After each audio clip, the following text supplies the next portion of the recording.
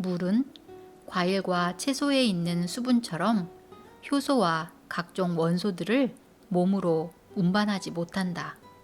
안녕하세요. 마인드밀입니다. 다이어트 불변의 법칙 두 번째, 지은이 하비 다이아몬드, 옮기니 강신원, 출판사는 사이몬 북스. 지난 시간에는 서문과 추천사 일부를 읽어보았습니다. 오늘은 책 내용의 일부분을 읽어보도록 하겠습니다.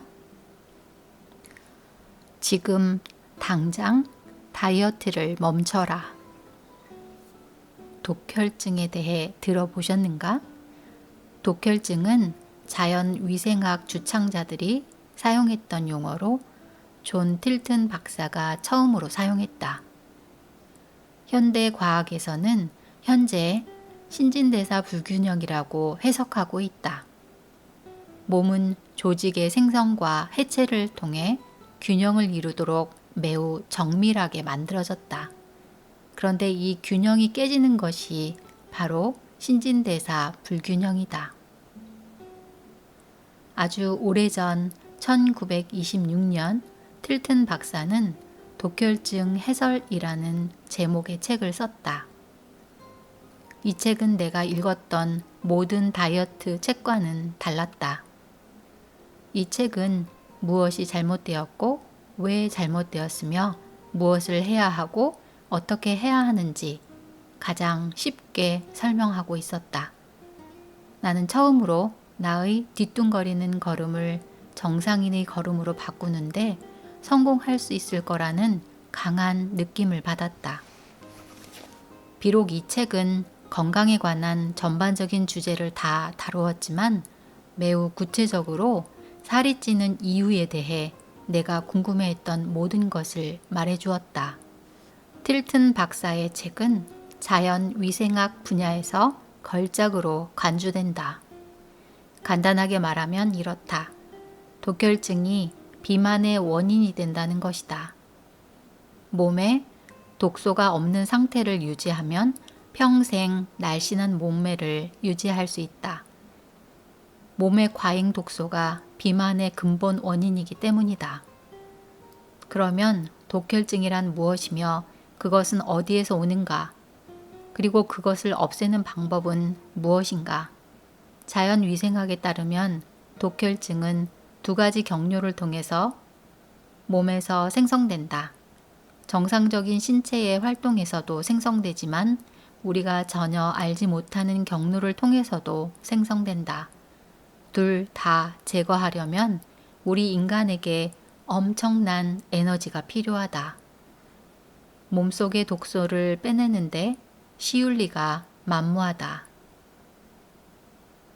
우리 몸은 첫째, 매일 신진대사라는 정상적인 과정을 통해서 독성 노폐물을 만들어내고, 둘째, 효율적으로 이용되지 않는 찌꺼기를 통해 독성 노폐물을 만들어낸다. 이것이 독혈증이 생기는 과정이다. 이 독성 노폐물이 제거되는 것보다 생성되는 것이 더 많으면 어떻게 될까? 그 초과분은 당연히 쌓이고 쌓인다. 나는 아주 상식적으로 말하는 것이다. 바로 그것이 비만으로 이어진다. 거기서 끝나는 것이 아니다. 이 독소는 산성이다. 몸에 산성이 쌓이면 몸은 그것을 중화시키기 위해 수분을 흡수하게 되고 그러면 체중은 더 많이 늘어나게 된다. 물만 먹어도 살이 찐다는 것은 사실이 아니다. 몸이 산성화되면 물을 자꾸 찾게 되고 이 수분을 통해 몸이 불어나는 것이다. 매일 몸에서 제거하는 것보다 더 많은 독성 노폐물이 만들어지면 그 나머지는 어딘가에 저장되어야 한다. 항상 자신을 보호하고 본래의 모습을 유지하려고 꾀하는 몸은 이 노폐물을 뇌나 심장 등 생명의 중요한 계통 주변에 쌓으려고 하지 않는다. 그것은 지방 조직이나 근육처럼 안전한 장소에 저장된다. 허벅지, 엉덩이, 허리둘레, 팔뚝, 턱 밑이 그 장소들인데 이 모두가 우리가 살이 제일 붉어져 나왔다고 한탄하는 곳이다. 이 문제를 해결하지 않는다면 당신은 절대 비만을 해결할 수 없다. 이 축적된 독성 노폐물을 제거하려면 엄청난 에너지가 소모된다. 온몸이 발버둥 쳐야 한다는 말이다. 당연히 당신의 몸은 불쾌감과 무기력감으로 소진될 수밖에 없다.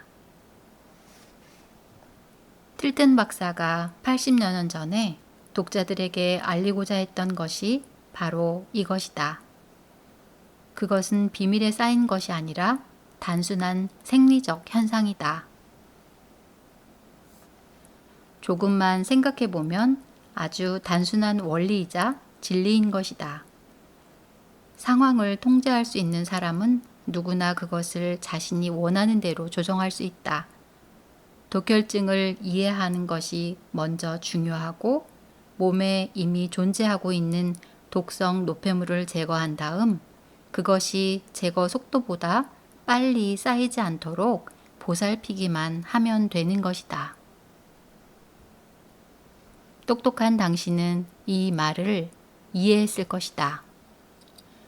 노폐물을 제거하는 배출 주기가 아무런 방해 없이 일할 수 있도록 도와주는 것이 중요하다는 사실을 알게 되었을 것이다. 독소를 제거하고 그것이 몸에 다시 쌓이지 않도록 하는 것이 중요하다는 것을 알았다. 그러나 어떻게 그런 일을 할 수 있다는 말인가? 이것이 우리의 관심사다. 자연위생학을 연구한 이후 나는 확신을 갖게 되었다. 그것은 시중의 상업주의와 야합한 다이어트 법칙이나 영양제나 칼로리 계산법이 아니라 매일매일의 생활 양식이다. 가장 멋진 일은 이것이 매우 흥미롭다는 것이다. 무슨 복잡한 용어를 알 필요도 없다. 거기에 끼워서 맞추느라 스트레스를 받을 필요도 없다. 자, 어떻게 하면 맛있는 음식을 먹으면서 신진대사를 잘 유지할 수 있을까? 어떻게 하면 맛있는 음식을 즐기면서 독성 노폐물을 제거할 수 있을까? 아주 간단하고도 쉬운 방법들이 있다. 원래 진리는 단순한 법이다. 수분이 많은 음식을 먹어라. 챕터 2장 수분이 많은 음식을 먹어라. 인간이 살아가기 위해 절대적인 것은 물과 공기와 음식 세 가지다. 우리가 태어나는 순간부터 이 지구를 떠날 때까지 우리 몸은 본능적으로 물과 공기와 음식을 필요로 한다. 식물에 물을 주지 않으면 어떻게 되는지 잘 알고 있을 것이다. 시들어서 죽는다. 우리의 몸도 물을 주지 않으면 똑같은 현상이 벌어질 것이다. 물은 이처럼 중요하다. 태어나는 순간부터 마지막 숨을 내쉴 때까지 우리의 몸은 수분을 필요로 한다. 우리는 생존을 위해 물이 있어야 한다. 그러나 나는 지금 물을 마시는 것에 대해 말하는 것이 아니다. 어떤 사람들은 지금 이렇게 말할 것이다. 아, 그거 참 잘 됐군요. 나는 하루에 8잔씩의 물을 마시고 있어요. 그러나 물을 마신다고 해서 우리가 원하는 성공을 결코 가져다 주지 않는다. 수분 함량이 높은 음식은 이 땅에서 자라는 음식을 말한다. 자연적으로 수분 함량이 아주 높은 2가지 음식을 의미하는 것이다. 오직 2가지밖에 없다. 그것은 과일과 야채이다. 당신이 먹는 그 밖의 모든 것은 농축된 음식이다. 농축되었다는 말은 가공 처리나 요리를 통해 물이 제거되었다는 것을 의미한다. 당신이 원하는 체중을 위해서 과일과 채소만을 먹어야 한다고 말하는 것은 아니다. 내가 얘기하고자 하는 것은 우리 몸의 70%가 수분으로 이루어져 있기 때문에 우리는 70%가 수분으로 포함된 음식을 먹어야 한다는 것이다. 그 말은 과일과 야채가 식사의 주가 되어야 한다는 것을 의미한다. 나머지 30%는 농축된 음식, 빵, 곡식, 콩류 등으로 이루어질 것이다. 과일, 야채가 정답이다. 왜 인간에게는 수분이 이토록 중요할까? 두 가지 중요한 이유가 있다. 그리고 왜 물을 마시는 것이 자양분 섭취와 물 정화에 충분하지 못한지 그 이유도 설명하겠다. 과일과 야채가 정답이다. 왜 인간에게는 수분이 이토록 중요할까? 두 가지 중요한 이유가 있다. 그리고 왜 물을 마시는 것이 자양분 섭취와 몸 정화에 충분하지 못한지 그 이유도 설명하겠다. 수분은 음식에 있는 영양분을 몸의 모든 세포에 전달하는 역할과 독성 노폐물을 제거하는 역할을 한다. 우리 몸이 가지고 있는 모든 영양소들, 즉 생존에 필요한 모든 비타민, 미네랄, 단백질, 아미노산, 효소, 탄수화물 등은 과일과 야채에 함유되어 있다. 이 필요한 영양분은 과일과 야채에 함유된 수분에 의해 장으로 운반되고 그곳에서 모든 영양분이 흡수된다. 수분 함량이 높은 음식을 먹는다는 말은 몸이 필요로 하는 모든 것이 들어있는 음식을 먹는다는 것을 의미한다. 여러분 중에는 난 비타민과 미네랄 영양제를 먹고 있어요 라고 말할 사람이 있을지도 모른다. 그러나 내가 여기서 말하는 비타민과 미네랄은 약국이 아니라 과수원과 밭에서 가져온 것을 말하는 것이다. 수분은 몸의 영양분을 운반하는 일 외에도 몸으로부터 노폐물을 제거하는 해독작용을 수행한다. 몸무게를 줄이는 데 있어서 정화나 해독은 가장 중요하고 가장 먼저 선행되어야 한다. 우리 몸에 있는 것은 그것이 무엇이든지 깨끗하게 세척해야 한다. 우리는 몸의 내부가 세척되지 않는 방식으로 음식을 먹고 산다. 그렇기 때문에 미국인의 3분의 2가 비만이다. 또한 그렇기 때문에 미국인 넷 중에 3사람이 자연사하지 않고 심장병이나 암에 걸려 사망하는 것이다. 매일 샤워를 하면서도 그보다 훨씬 중요한 몸의 내부는 씻지 않는 치명적인 결함을 가지고 산다.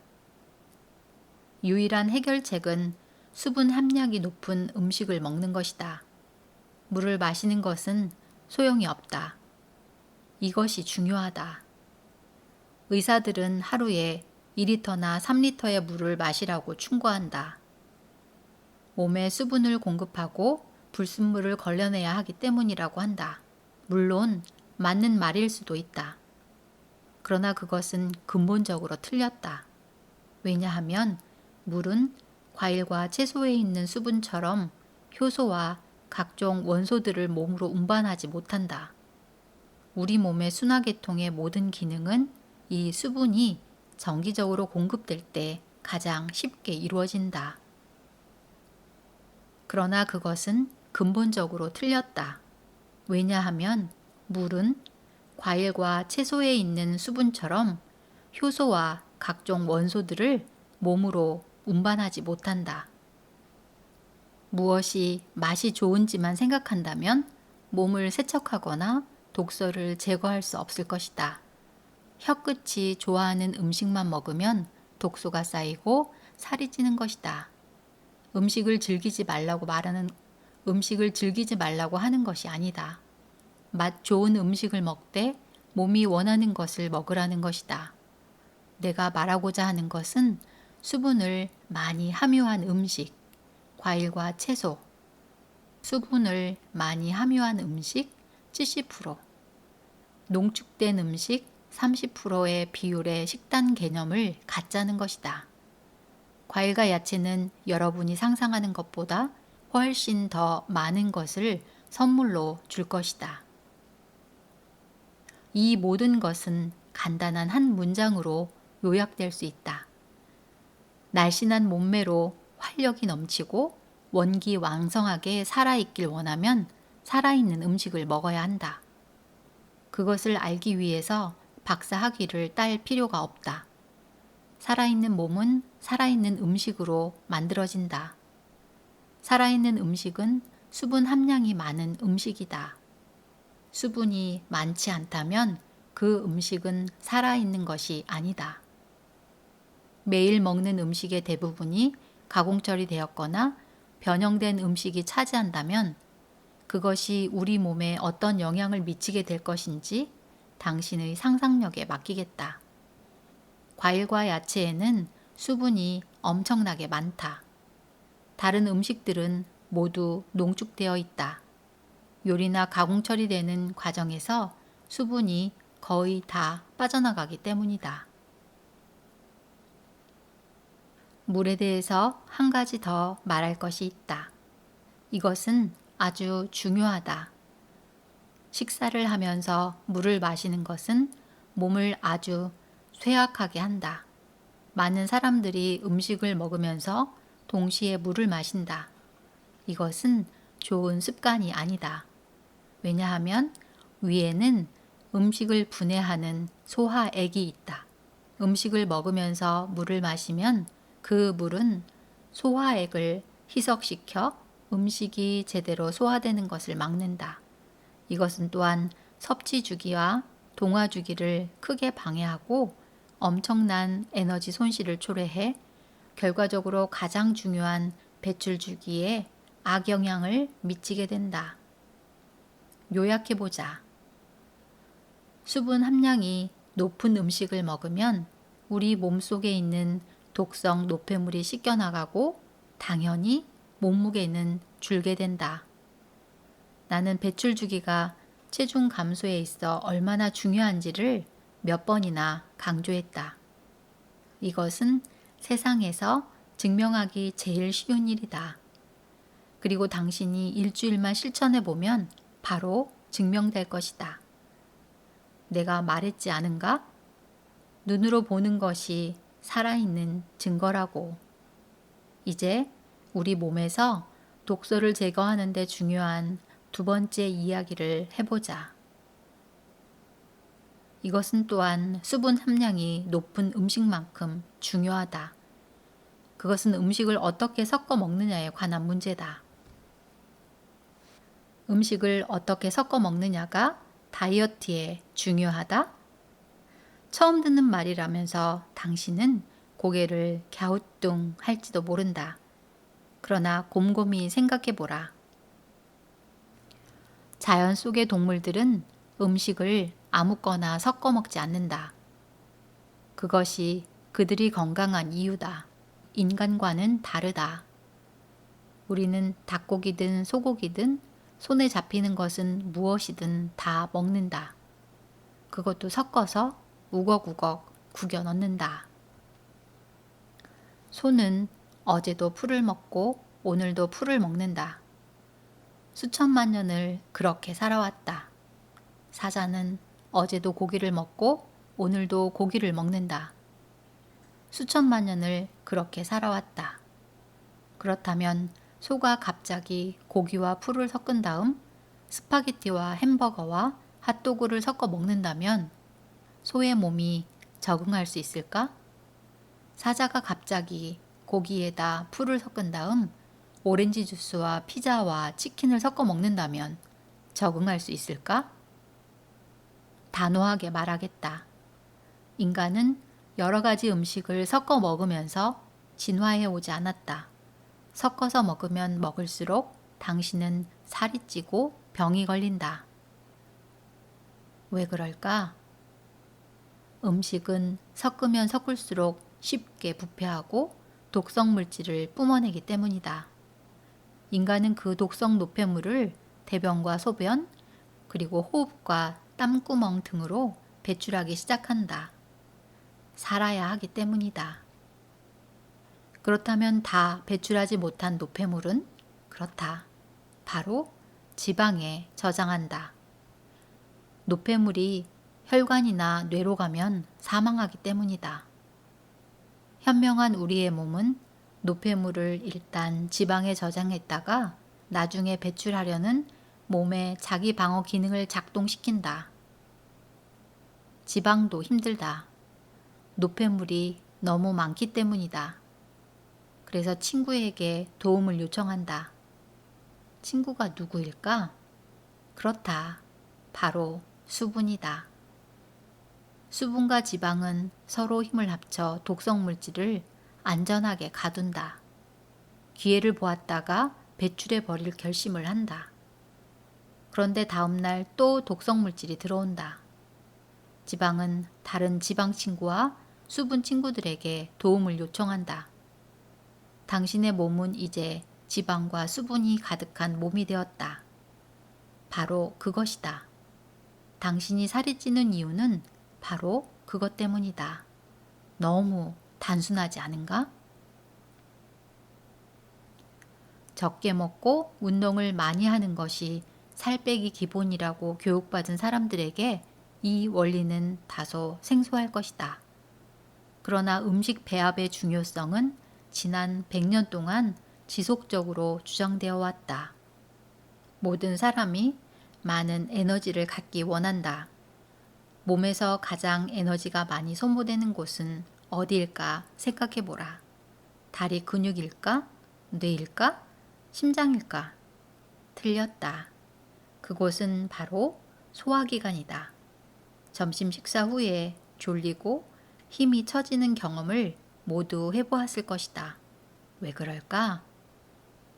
모든 에너지가 소화기관에 있는 음식을 처리하는 데 집중되기 때문이다.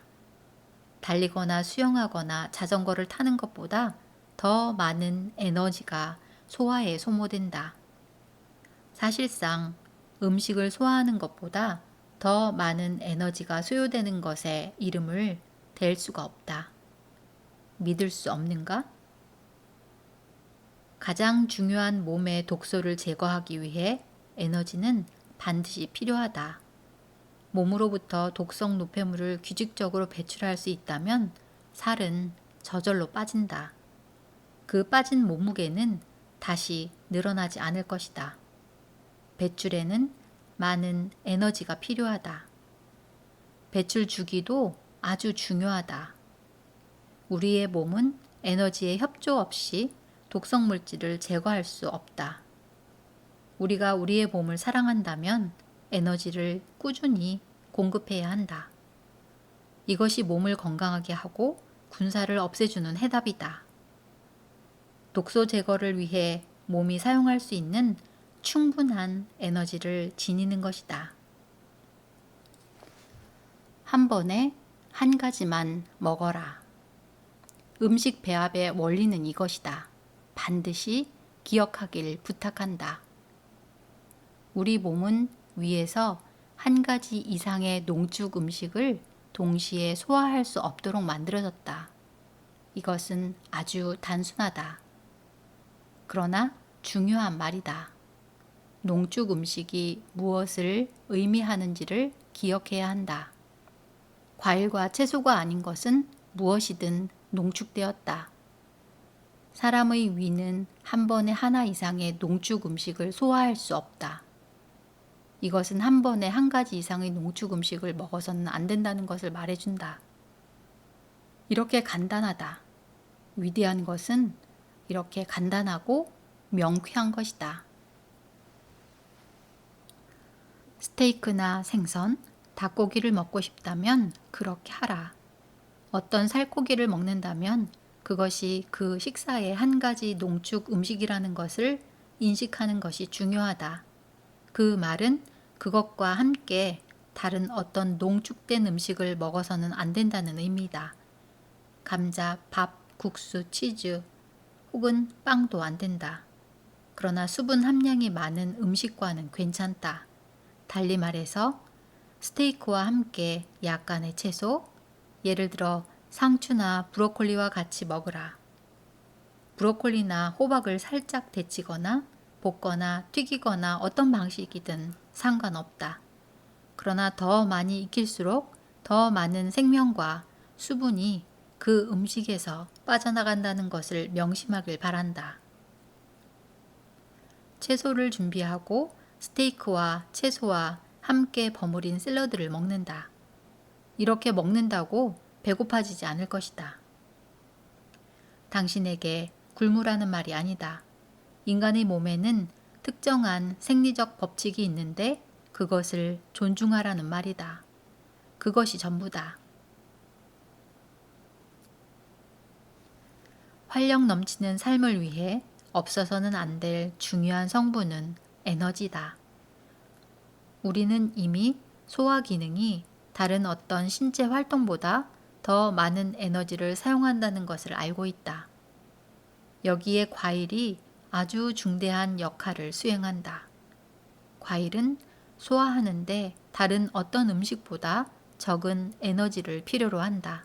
사실상 거의 아무런 에너지도 요구하지 않는다. 과일의 올바른 섭취란 무엇인가? 매우 단순하다. 과일은 위에서 오랫동안 머물지 않는다. 따라서 올바른 섭취란 과일을 다른 어떤 것과 동시에 먹어서는 안 된다는 것이다.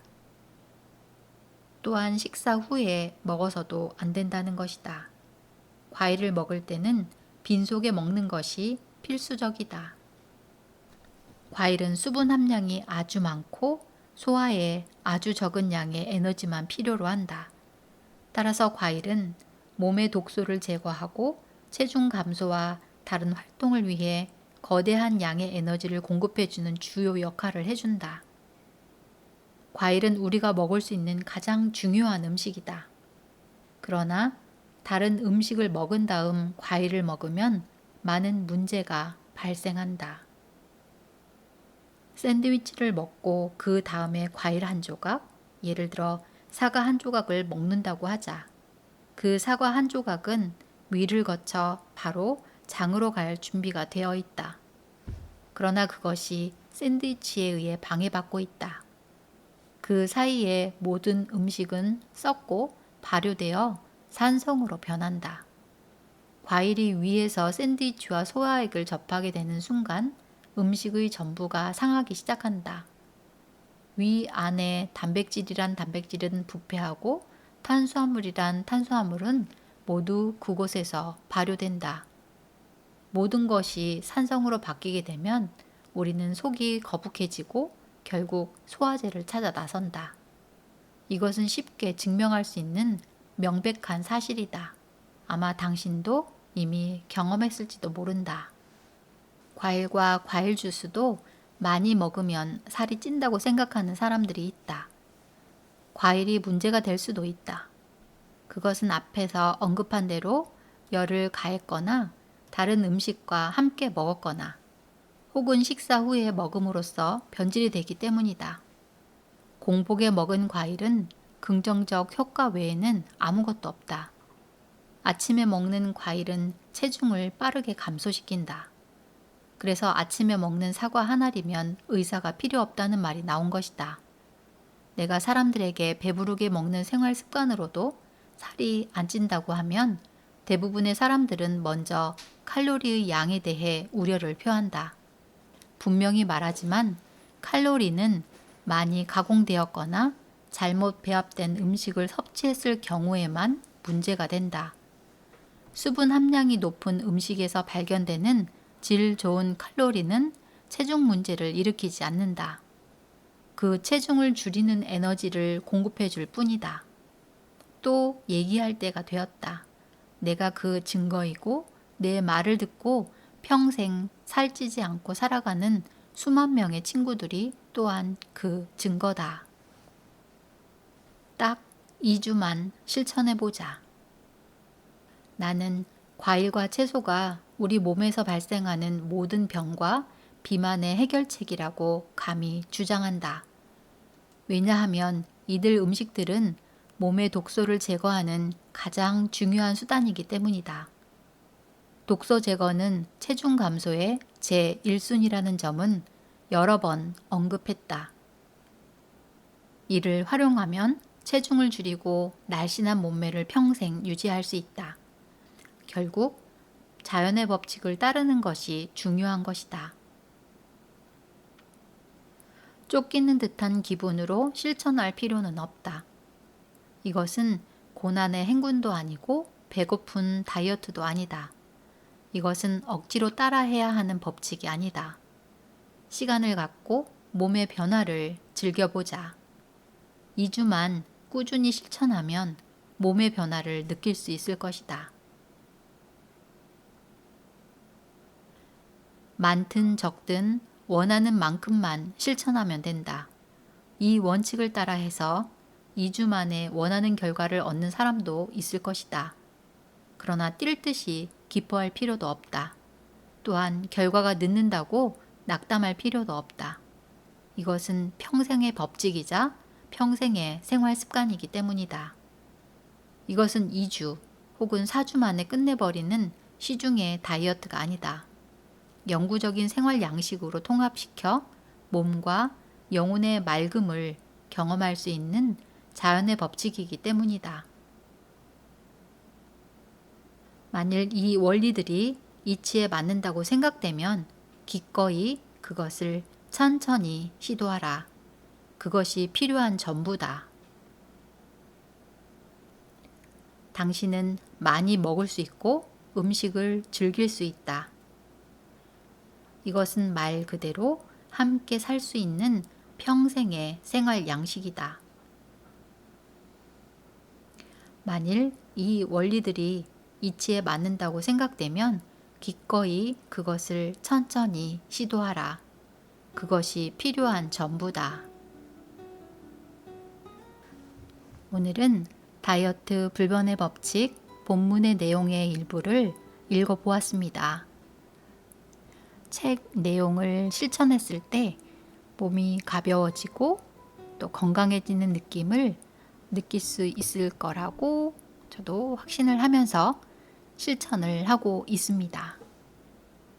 함께 해주셔서 감사합니다. 오늘도 누리는 하루 보내세요. 자연주의자 헬렌 리어링에 대해 아시는가?